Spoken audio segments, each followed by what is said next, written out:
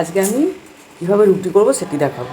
তো এখানে কিছুটা আটা নিয়ে নিয়েছি, অল্প একটু নুন দেবো আর এইরকম কাপের 2 কাপ জল দেবো, দিয়ে আটাটাকে ভালো করে মেখে নেব। রুটি করার কাজ যেটা প্রথম হচ্ছে আটাটাকে ভালো করে মাখা।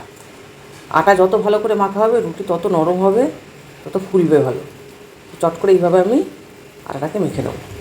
জলটা একটু পরিমাণ মতো বুঝে দিতে হবে, তার কারণ হচ্ছে বেশি হয়ে গেলে খুব অসুবিধা হয়ে যায়। ওই জন্য কম কম জল দিয়ে আগে ভালো করে আস্তে আস্তে করে মেখে দেখতে হবে যে জলটা কতটা প্রয়োজন, সেই বুঝে দিতে হবে।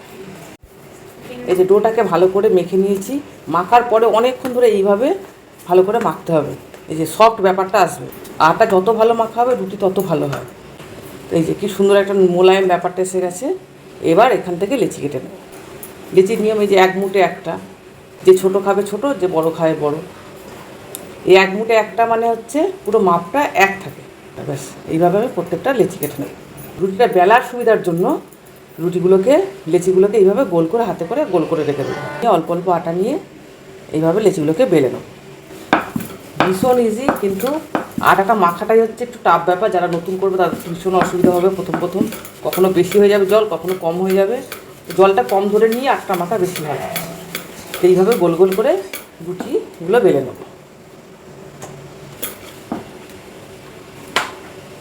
এই যে রুটিগুলো এইভাবে বেলে নিয়েছি। চাটুটা বসিয়ে দিয়েছি, চাটুটা একটু আগে বসিয়েছি। চাটুটা বেশ খানিকটা গরম হয়ে গেছে, যেখান থেকে ভাপ উঠছে। এবার রুটিগুলো দেবো, নাহলে কাঁচা অবস্থায় দেওয়া যাবে না। চাটুটা যতক্ষণ না গরম হবে রুটিটা দিলে রুটিটা নষ্ট হয়ে যাবে। এই দিকটা শাঁকা হয়ে গেছে, এই দিকটা সিদ্ধ হয়ে গেছে, আবার উল্টে দেবো। এই দিকটাও সিদ্ধ হয়ে গেছে, আবার এটাকেও উল্টে দেবো। এই যে 3টে রুটি প্রত্যেক দিকটা সিদ্ধ হয়ে গেছে। এভাবে ঘুরিয়ে ফিরিয়ে উল্টে পাল্টে সেঁকে নিয়েছি। এবার এগুলো আঁচের মধ্যে সেঁকে নেব। কোনো রুটি কাঁচা থাকলে হবে না, কাঁচা থাকলে ওটা ভালো রুটিটা খেতে হবে না। চাটুটা অন্যদিকে রেখে সেঁকে নেব। বলের মতো পুরো রুটি ফুলবে।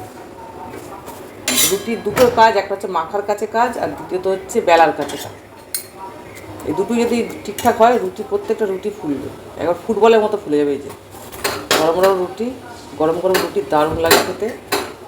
আর রুটি খাওয়া তো স্বাস্থ্যের পক্ষে খুবই ভালো। লুচি পরোটা এগুলো মাঝের মধ্যে ঠিক আছে।